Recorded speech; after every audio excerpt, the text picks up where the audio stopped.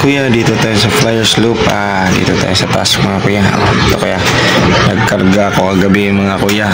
Bali 10 ang kinarga ko dito sa Flyers Loop.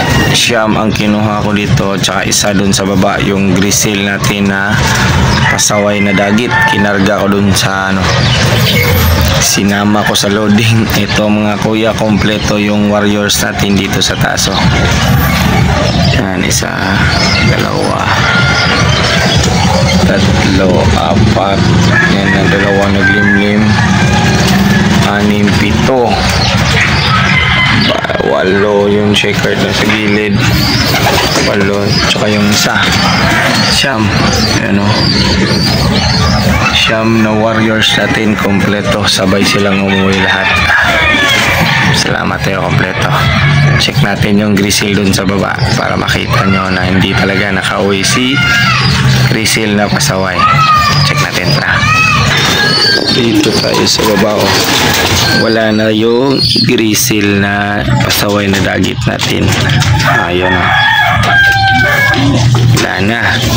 Kinarga ko kahapon kagabi guys, yung grisil na dagit. Ito mga breeder natin to package. Ito naman tayo sa breeder section. Lalaki na ng mga sisiw guys. Kaya malapit na natin iwala ito. Ito sa kabila.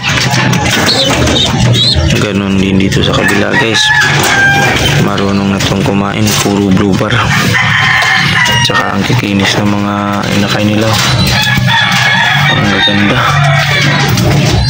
Baka sa susunod na linggo guys, iwalay ko na to sa magulang para pahingahin na natin yung mga breeder natin. Para sa north naman na breeding. Ang gaganda ng mga grabe na to. Dito na muna tayo guys. Bye.